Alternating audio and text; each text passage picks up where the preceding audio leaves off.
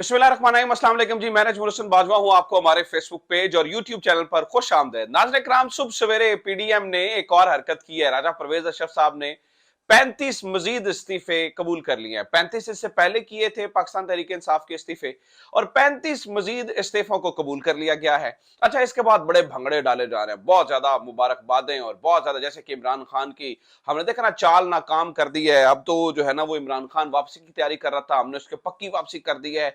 अब इमरान खान वापस नहीं आएगा, हम अपनी मर्जी से जो लोटे राजा रियाज हैं उनको बचाने में कामयाब हो जाएंगे, और राजा रियाज से अपनी मर्जी का जो है ना वो निगरान वज़ीर आज़म भी लगवाएंगे, और आगे भी कोई कानूनी जहां पर असिस्टेंस चाहिए होगी, राजा रियाज तो यहाँ पे मौजूद है। लेकिन नाज़रीन किराम, इन्हें नहीं पता है कि इमरान खान हमेशा इनसे एक कदम आगे का सोचता है। वो इन्हें जो है ना वो घेर के ऐसे जाल में फंसाता है जिससे ये बच रहे होते हैं, और बाद में ये उसी जाल में फंसकर ये समझते हैं कि शायद जो है ना वो हमने अपनी जान बचा ली है। तो ये मजीद 35 इस्तीफे कबूल करके इस वक्त जो कुल इस्तीफों की तादाद है पाकिस्तान तहरीक इंसाफ की, वो 80 हो गई है।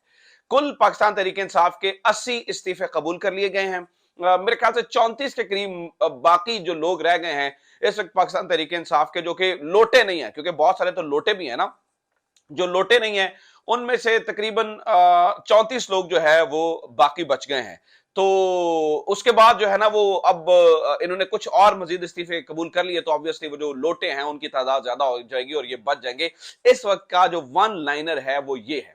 लेकिन नाज़रीन इकराम, ये इनकी सबसे बड़ी गलती कैसे है, ये बजाते खुद इसमें कैसे फंसे हैं, इन्होंने अपने ताबूत में आखिरी कील कैसे ठोंक लिया है, और इमरान खान के पास फर्दर क्या कार्ड्स हैं जिससे ये बिल्कुल जो है ना आउटप्ले हो जाएंगे, और सदर आरिफ अलवी क्या करने जा रहे हैं, आर्टिकल 54 क्या है, उसका डंडा कैसे इस्तेमाल किया जा सकता है, इसके ऊपर बात करेंगे। बहुत सारी चीजें आपके साथ डिस्कस करने के लिए हैं।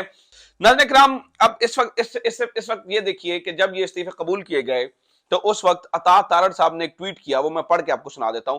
सरप्राइज वंस मोर, इधर खान साहब मीटिंग कर रहे थे कि वापसी की, उधर पक्की वापसी हो गई, आना है वापस असेंबली, ये अता तारड़ ने जो है ना ये ट्वीट किया।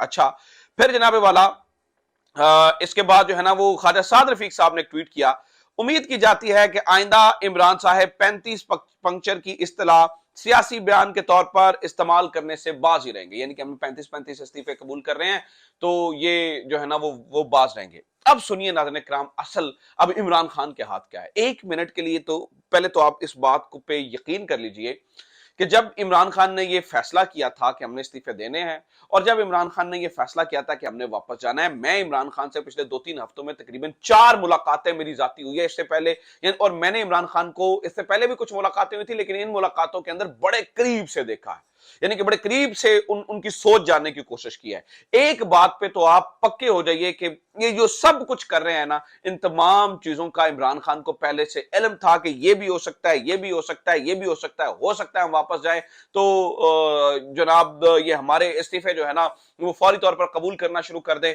और ये लोटे राजा रियाज को बचाने की कोशिश करें, और ये सारा सेटअप जो है वो इस तरह से जो है ना वो लेके जाने की कोशिश करें। इन्होंने, इमरान खान को इस बारे में मालूम था। अच्छा, अब इन्होंने 35 पहले, इससे पहले 9, फिर 35 और फिर 35, ये हो गए 79, एक शेख रशीद का इस्तीफा, ये हो गए 80, और एक रुकन जो है ना वो पाकिस्तान तहरीक इंसाफ के फौत हो चुके हैं 81।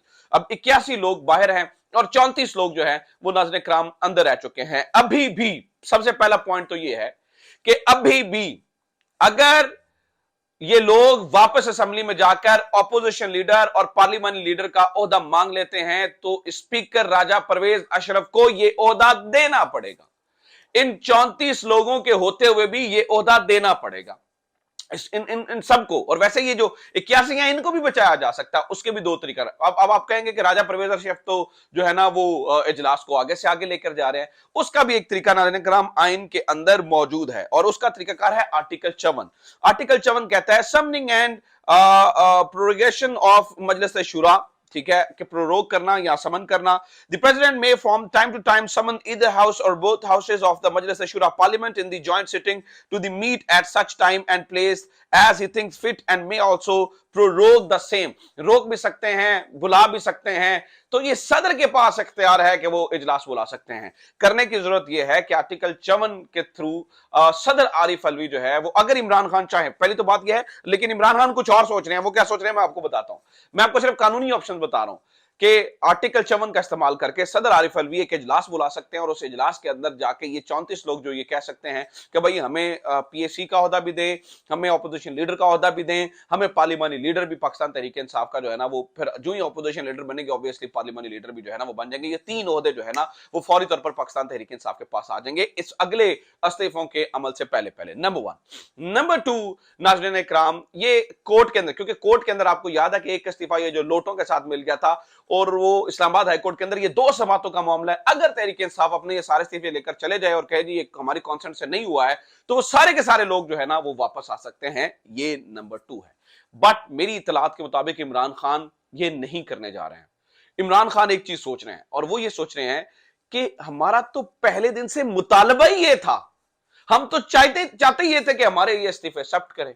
ये डर कर ये जो मैंने लिखा है ना, तारीखी गलती कर दी है, अपने ताबूत में आखिरी कील ठोंक लिया है। वो तारीखी गलती, वो ताबूत में कील असल में ये है क्योंकि इमरान खान पहले दिन से ये चाहते थे कि ये हमारे इस्तीफे एक्सेप्ट करें।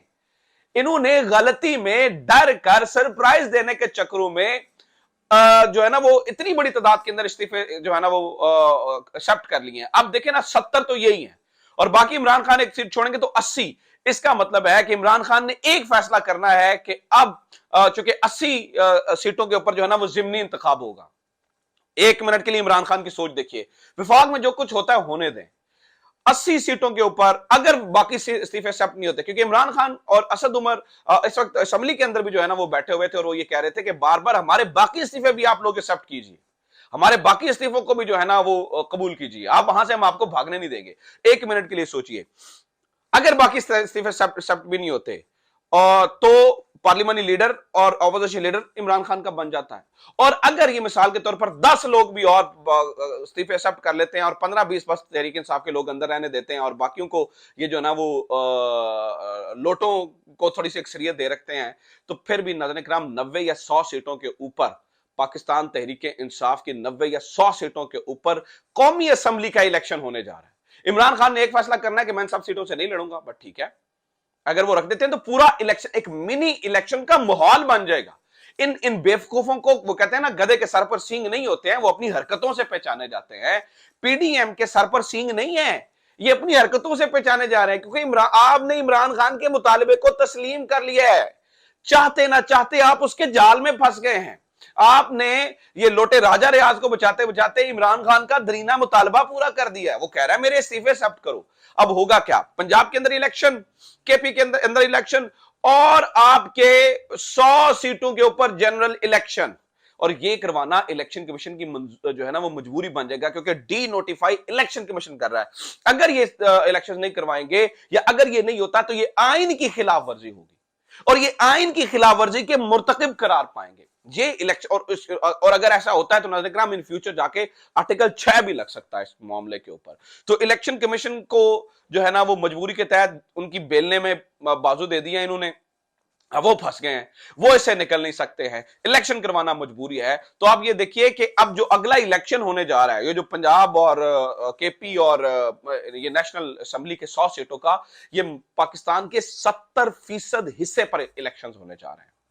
आप 1 मिनट के लिए सोच के बताइए, अब ये इम्तिहान शुरू हो गया है ताकतवरों का, क्योंकि हमारे पास सिर्फ 16 दिन का पेट्रोल, बल्कि आज 15 दिन का पेट्रोल रह गया है, 27 दिन का डीजल रह गया है। हमने 800 अरब के नए टैक्सेस लगाने के आईएमएफ के बाद वर्ल्ड बैंक हमें घसीट रहा है। आईएमएफ, वर्ल्ड बैंक कहता है मजीद टैक्सेस नहीं लगाने, आईएमएफ कहता है मजीद टैक्सेस लगाओ। हमारे पास हमारे बलूचिस्तान के लोगों को देने के लिए तनख्वाहें बाकी नहीं रही हैं। माहौल इस तरह से आ गया कि गवर्नमेंट ने हाथ खड़े कर दिए कि हमारे तनख्वाहें नहीं रही हैं। इस पूरे मामले के अंदर आप 2 इलेक्शन जो है वो क्या जो है ना अफोर्ड कर सकते हो कि एक जगह पर आप जो है वो मुल्क के 70% हिस्से के अंदर इलेक्शन करवाएं और उसके बाद ही आप अगला इलेक्शन जनरल इलेक्शन करवाएं। ये नहीं हो सकेगा नाज़रीन इकराम। ये जानबूझकर इन्होंने मरोड़ के अपना बाजू जानबूझकर ताकतवरों के हाथ में भी दे दिया है। अब ये एक डिफाइनिंग मूवमेंट आ गया। इमरान खान जो चाहते थे वो हो गया, इन्होंने गलती से कर दिया। इन्हें समझ ही नहीं आई कि हम ये क्या कर रहे हैं, इन्हें पता ही नहीं चला कि हम क्या कर रहे हैं।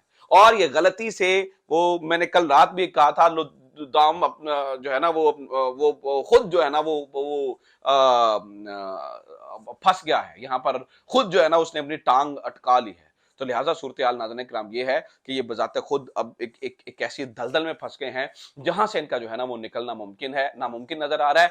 और अब इन्होंने अपने समझने के हाथ काट कर दे दिए। अब ये चाहते भी ये हैं कि हमें कोई ऐसी सूरत हाल बने जैसे हमें ठुड्डा मार के यहां से निकाला जाए। और हम जो नया बयानिया बना रहे हैं, पाकिस्तान मुस्लिम लीग नून जो नया बयानिया बना रही है, वोट को इज्जत और पिंडे के और ये इधर उधर, इन सब के बारे में जो है ना वो आवाम के अंदर जा सके। तो ये इस टाइम की सिचुएशन है, ये इस टाइम का मामला है। सूरत हाल मैंने आपके साथ, ये बहुत बड़ी गलती की है पीडीएम ने, ताबूत में आखिरी कील ठोका है।